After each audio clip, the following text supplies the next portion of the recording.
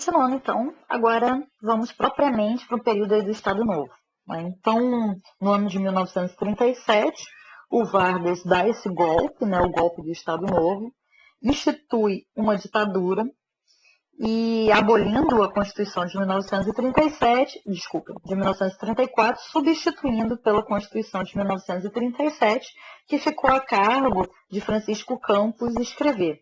O Francisco Campos é um sujeito que era muito simpático, de diversas ideias fascistas, especialmente aquelas expressas na chamada Carta del Lavoro, do Mussolini. Então, a partir dessa Constituição de 1937, a gente tem efetivamente o início de um regime ditatorial sob o comando do Vargas no Brasil.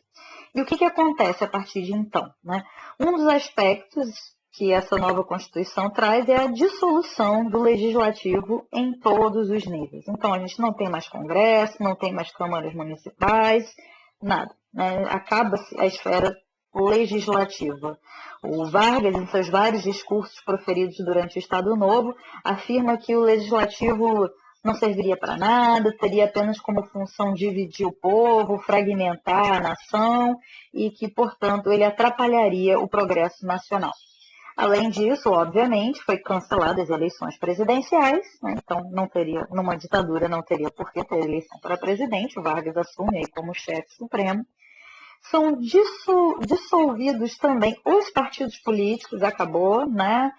Com o argumento também de que os partidos, assim como o legislativo, dividem a nação, os interesses da nação, que essa nação deve ser uma, né? Então, muito ligada à própria ideia do corpo, né? Que nós vimos ser uma das características do fascismo, essa nação não poderia estar dividida em partidos também. Em relação aos estados, ao governo dos estados, são colocados interventores federais no lugar dos governadores, então pessoas que são escolhidas diretamente pelo Vargas vão assumir a função de governadores, que são esses interventores, e além disso são implantados também vários órgãos reguladores da liberdade política de expressão. Em outras palavras, estamos falando de censura. Né? Então a gente tem efetivamente a formação de uma ditadura no Brasil, essa ditadura que vai passar por várias alterações, transformações, mas que vai durar do ano de 1937 até o ano de 1945. Mas a gente vai ver que é um processo que passa por muitas transformações na forma de atuar do Vargas e até mesmo no ponto de vista da sua ideologia política e aproximação a diferentes ideários políticos. Nós veremos isso posteriormente. Um dos aspectos de manutenção do regime que vai dar uma base de sustentação dessa nova ordem é o uso da propaganda política. Vamos falar agora um pouco como se dava essa propaganda, como ela era efetivada, né? Como é que era a propaganda no Estado Novo? O Vargas ele tem todo um esforço político para criar essa sua imagem de protetor dos trabalhadores, né, de um construtor da nação. Então, uma das coisas que vai ser amplamente empregada pelo Vargas é o uso de cerimônias cívicas, de datas importantes, como meio também de propaganda. Uma delas, que marca o período, são as cerimônias do Dia do Trabalhador, que a partir do ano de 1939, elas começam a ser anualmente realizadas, e no caso a gente tem aqui uma foto que é posterior, né, mas que é também num campo, aí, no campo de Pacaembu, em 1944, coloquei essa foto que está lá no arquivo do CPDOC, e que a gente percebe como se davam essas cerimônias, né? Então, o Vargas passava num carro, né? As pessoas viam a presença do Vargas e, em geral, ele, né, após esse momento de passar pelas pessoas, ele fazia o discurso do Dia dos Trabalhadores, iniciando pelo famoso Trabalhadores do Brasil, e anunciava alguma medida que favorecia o interesse aí dos trabalhadores, né? Isso era anunciado no dia aí do evento. Então era algo muito aguardado, as pessoas ficavam esperando, qual vai ser a política trabalhista que o Vargas vai anunciar nesse ano. Além disso, um outro aspecto, né, um outro instrumento de uso do governo para estabelecer a propaganda e também consolidar o seu projeto político, estava centrado no uso do rádio. Né? Então, o rádio ele é utilizado amplamente aí no período e principalmente a partir de 1942 ele vira um veículo de difusão do governo com a criação do programa Hora do Brasil, que a gente conhece. A Hora do Brasil ela tem sua origem aí no ano de 1942, e nesse programa da Hora do Brasil, o ministro do Trabalho, que era Alexandre Marcondes Filho, apresentava várias palestras falando sobre a história das leis sociais e explicava como que elas funcionavam. Elas eram dirigidas para diferentes públicos, explicando como que deveria funcionar os direitos que esses trabalhadores tinham. A historiadora Maria Helena Capelato, ela interpreta que essa forma de uso do rádio e essa questão da explicação das leis estava diretamente relacionado com a forma que essas leis eram aprovadas, né? Que eram leis que vinham de cima para baixo. Elas não eram propriamente fruto das lutas de trabalhadores, né? Não eram mobilizações e greves que levavam à aceitação dessas leis, mas elas eram concedidas pelo governo e, consequentemente, o governo também precisava explicar como que isso ia funcionar na prática. Então, essa é uma das questões que o Vargas traz e que nesse cartaz de propaganda fica muito evidente. Ó, vejamos esse cartaz, né? A gente tem uns trabalhadores e a figura enorme do Vargas ali no fundo. Lembra até um pouco aquela figura, né, do grande irmão, essa coisa bem, né, autoritária, assim, né? E olha o texto, como é que o texto mostra bem que é o governo que está dando as leis.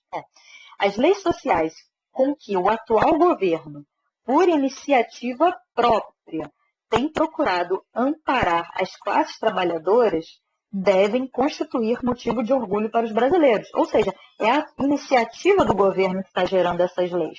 Essas leis não devem vir de nenhuma mobilização, de nenhum conflito, né?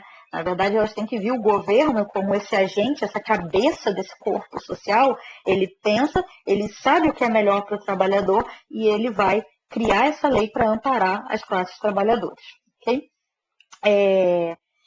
E aí, como é que vai se dando, se elaborando os projetos culturais do Estado Novo? Porque a gente vai perceber que a esfera da cultura e da educação vão ser também muito destacadas e empregadas pelo Estado Novo. E aí a gente já vai entrando propriamente no nosso texto da semana, que é o texto da Mônica Veloso, que fala sobre o papel dos intelectuais, o papel da educação. A gente vai discutir isso, a cultura, né? Como que a cultura se estrutura aí no Estado Novo. Então, uma das questões, e que inclusive a Ângela de Castro Gomes observa aí na invenção do trabalhismo, é que o projeto cultural do Estado Novo ele não surgiu assim propriamente no Estado Novo, mas ele foi sendo pouco a pouco elaborado ainda na época do governo provisório.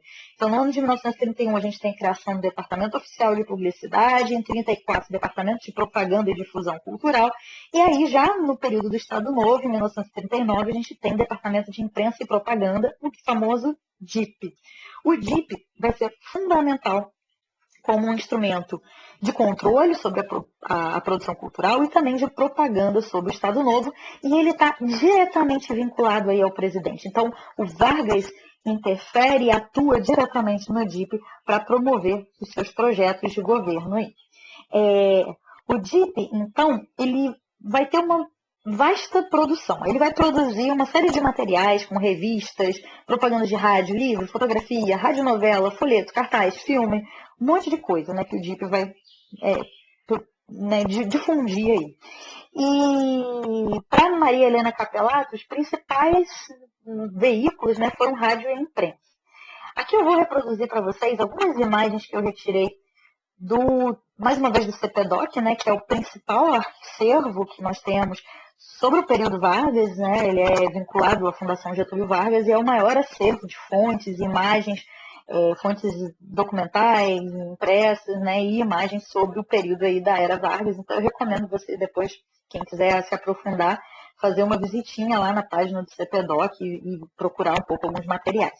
E aqui no caso eu peguei alguns materiais de um livreto, que era um livreto direcionado para a juventude, ele se chama justamente a Juventude e o Estado Novo, e a gente vai ver como que esse livreto é organizado de uma maneira a expressar a ideologia política do regime e as intenções que o Vargas tinha com a produção desse material. Ele consiste no uso de imagens e, junto a essas imagens, a gente tem trechos de discursos do Vargas. Vamos dar uma olhada aqui. Então, aqui eu não vou ler assim, os trechos do discurso, mas depois eu vou apresentar um material para vocês analisarem que traz um discurso aí do Vargas. Então, vamos lá. Então, um dos aspectos que fica muito evidente, como vocês podem perceber, é essa questão do ufanismo nacionalista. Então, o verde e amarelo aí para todo lado, né? A gente tem aí as crianças cantando aí com a banda, essa ideia do futuro da nação. No meio, a gente tem também as crianças honrando a figura aí dos heróis da nação, Tiradentes, né? No meio ali, eu não sei exatamente quem é, mas a gente tem, por último, acho que é o Benjamin Constant. É, o Benjamin Constant. Do meio eu não sei exatamente quem é aquele personagem, mas justamente essa ideia, né, do culto aos heróis, então isso está muito presente. Um outro aspecto que é muito, muito recorrente é a questão da valorização do trabalho. Né? O período Vargas tem toda uma ética aí do trabalhismo, a valorização do trabalho como construtor da nação. Então, um trecho aí de discursos do Vargas, ou frases aí do Vargas, né? O trabalho é o maior fator de elevação da dignidade humana. Então, a mãe, desde cedo, ensinando para a menina o tricô, né? Então, essa valorização do trabalho. Um outro aspecto também é a valorização da educação das novas gerações. Então, aqui a gente tem uma professora ensinando os contornos do Brasil aí no período. E isso, gente, é muito interessante, porque, de fato, isso não é apenas propaganda. A gente percebe durante o Estado Novo todo um investimento que altera a legislação voltada para a educação. A gente tem pela primeira vez a instituição do estudo da geografia nacional, da história do Brasil. Então, a gente tem uma preocupação, de fato, com essa consciência nacional, essa produção, né, de uma consciência do que é ser brasileiro, do que é esse território Brasil, qual a sua especificidade, a sua história, né, inclusive o Vargas ele aponta que seria, de certa maneira, o Estado Novo viria a concretizar os ideais do modernismo, que lá na década de 20 reivindicava que o Brasil precisaria ter uma cara própria, né, que ele não era uma cópia mal feita da Europa. Então, isso vai se materializar em políticas públicas como as políticas educacionais. E, logicamente, a construção da imagem do Vargas, né? Então, a gente vê ali no primeiro essa coisa do Vargas trabalhador, trabalhando pelo país, escrevendo, pensando leis, e na segunda, esse Getúlio Vargas com a figura paterna, carismática, carinhoso, né? Como o Boris Fausto observa, essa caracterização do Vargas, né, representado como pai e amigo. E aqui tem um trecho que está no seu livro História do Brasil, que é um texto de divulgação, um texto que é voltado para o grande público, em que o Boris Fausto diz que o Vargas, né, guia e pai, doava benefícios à sua gente, ou seja, essa ideia de que ele doava, né, as legislações, ele dava, e dela tinha o direito de esperar fidelidade e apoio. Então, ele precisa dessa fidelidade, do apoio das massas, não à toa o Vargas precisa também mobilizar essas massas em seu apoio. E outro aspecto que o Fausto traz é que esses benefícios eles não eram fantasias. Então, não é à toa também que o Vargas vai ter um apoio significativo, porque, de fato, esses benefícios têm um efeito direto na vida dessa população. Okay? E agora eu vou encerrar esse vídeo e deixar para o próximo, que vai ser, eu espero, o último vídeo, para a gente discutir propriamente a questão da relação com os intelectuais. Né? Eu acho que essa relação com os intelectuais, ela ilustra, ou melhor, ela caracteriza bem, ela dá alguns elementos que são muito emblemáticos para a gente entender lógicas mais profundas, até para além meramente da questão cultural, mas a lógica mais profunda aí da estratégia política, da engenharia política criada pelo Vargas durante o período do Estado Novo. Okay? Então, até mais, pessoal. Vou pausar aqui o nosso videozinho.